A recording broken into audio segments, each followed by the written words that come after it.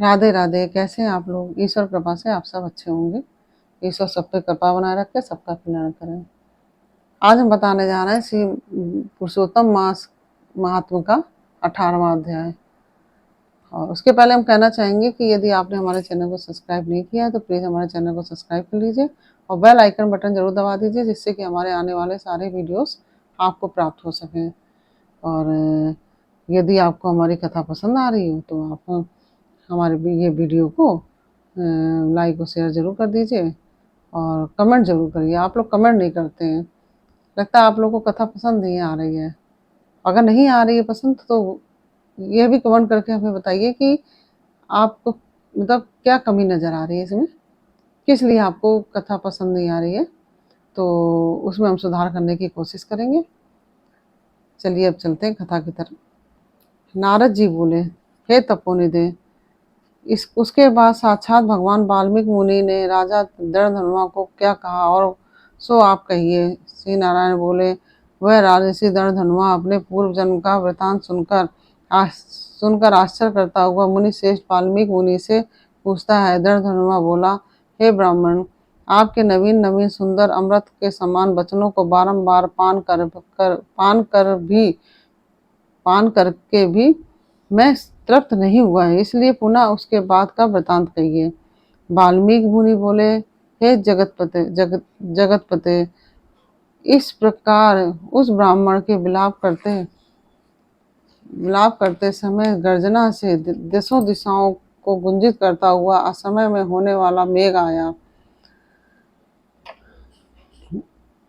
पर्वतों को कपाने के समान तीक्ष्ण स्पर्शों वाला वायु बहने लगा और बिजली अत्यंत चमकती हुई अपनी आवाज से 10 दिशाओं को पूर्ण करती हुई इस तरह 1 मास तक वृष्टि हुई। जिस जल से पृथ्वी भर गई, परंतु पुत्र शोक रूप अग्नि के ताप से संतप्त वह ब्राह्मण कुछ भी नहीं जान सका, ना तो जलपान किया और न भोजन ही किया। केवल हे पुत्र, इस प्रकार कहकर विलाप करता हुआ ब्राह्मण का उस समय जो मास व्यतीत हुआ वह श्री कृष्णचंद्र का प्रिय पुरुषोत्तम मास था। सो न जानते हुए उस ब्राह्मण को पुरुषोत्तम मास का सेवन हो गया।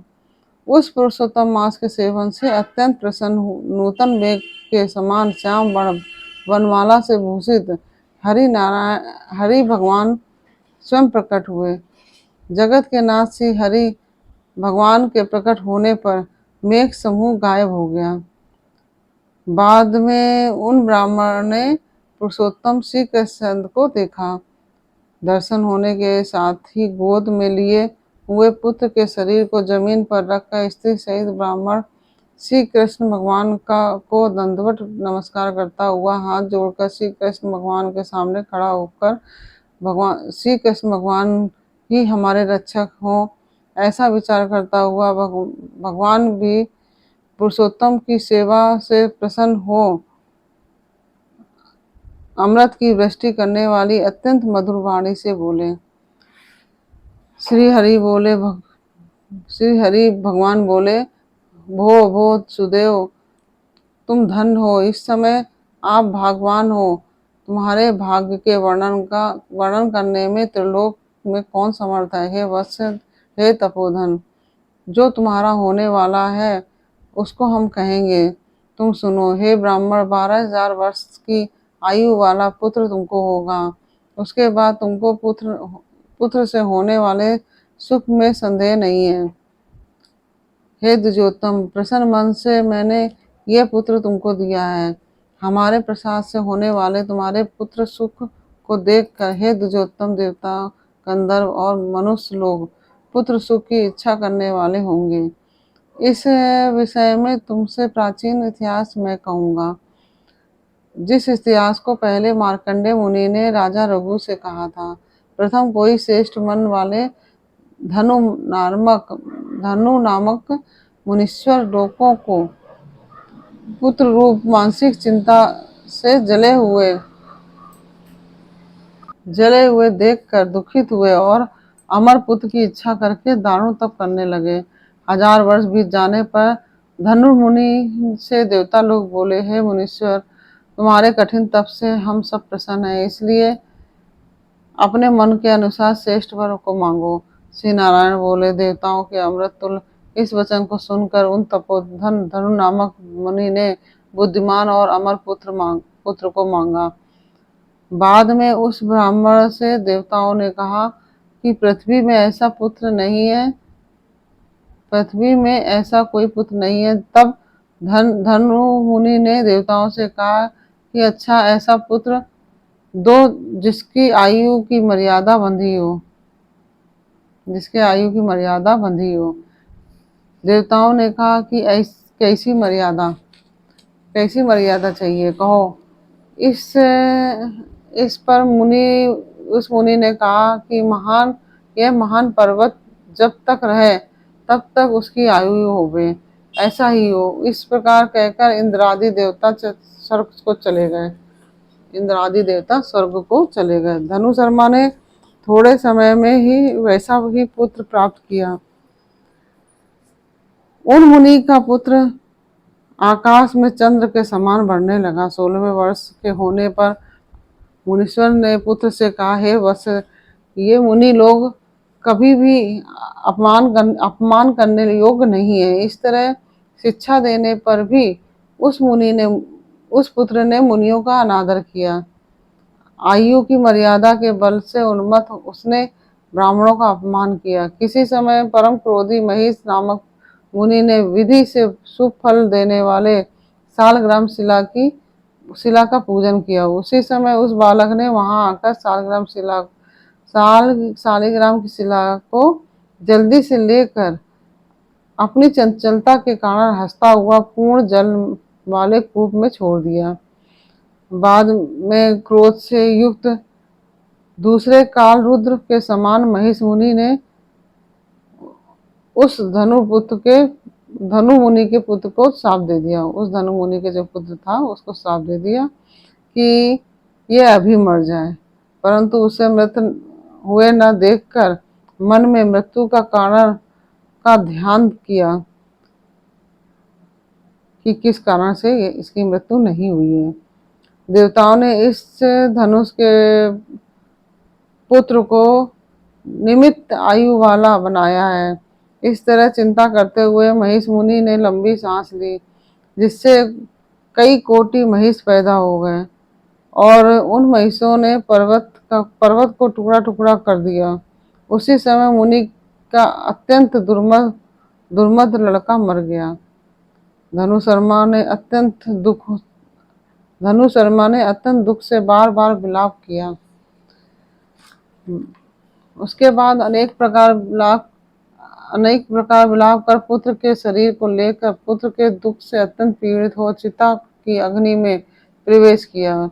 इस प्रकार हठ से पुत्र प्राप्त करने वाले कहीं भी सुख को नहीं पाते हैं। हे तपोधन, गरुड़ जी ने यह जो पुत्र दिया है, इससे संसार में तुम प्रशंसनीय पुत्रवान होगे। हे अनग, मैंने प्रसन्न होकर पुरुषोत्तम के महात्म से इस पुत्र को चिरस्थायी किया है। यह तुमको सुख देने वाला हो। पुत्र के साथ सर्वदा गृहस्थ आश्रम के सुख को भोगने के बाद तुम ब्रह्मलोक को जाओगे। वहाँ उत्तम सुख देवताओं के वर्ष से 1000 वर्ष पर्यंत भोग कर पृथ्वी पर आओगे। हे द्विजोत्तम, यहाँ तुम चक्रवर्ती राजा होगे, दृढ़धनुआ नाम से प्रसिद्ध तथा सेना सवारी से युक्त हो 10,000 वर्ष पर्यंत पृथ्वी पर राज्य का सुख भोगोगे। इंद्र के वध से अधिक अखंड बल और ऐश्वर्य होगा। उस समय यह गौतमी स्त्री पटनानी होगी, नित्य से पति सेवा में तत्पर और गुण सुंदरी नाम वाली होगी।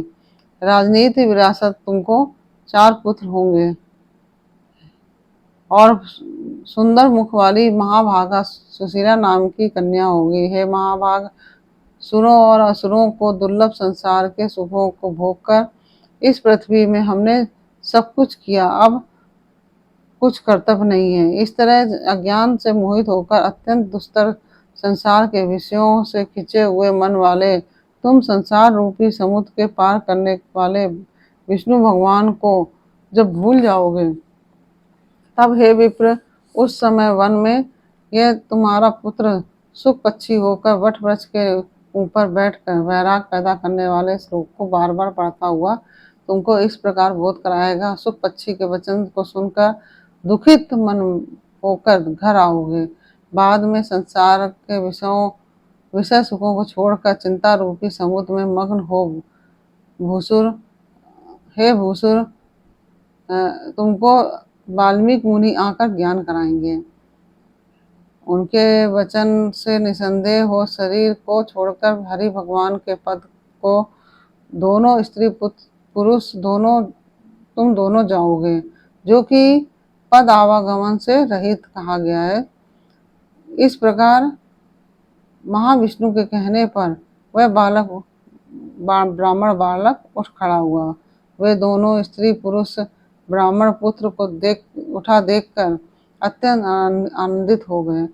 सब देवता लोग भी संतुष्ट होकर पुष्पों की वर्षा करने लगे। सुखदेव ने भी श्री हरि को और माता पिता को प्रणाम किया। उस ब्राह्मण को पुत्र के साथ देखकर गरुड़ जी भी अत्यंत प्रसन्न हुए। उस समय चकित होकर ब्राह्मण ने श्री हरि भगवान को नमस्कार किया और हाथ जोड़कर जगदीश्वर से बोला,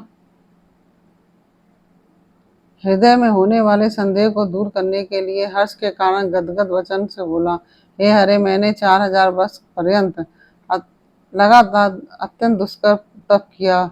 उस समय मेरे को आपने वहां आकर जो कठोर वचन कहा कि हे वत्स, हमने अच्छी तरह देखा है कि इस समय तुमको निश्चय पुत्र नहीं है।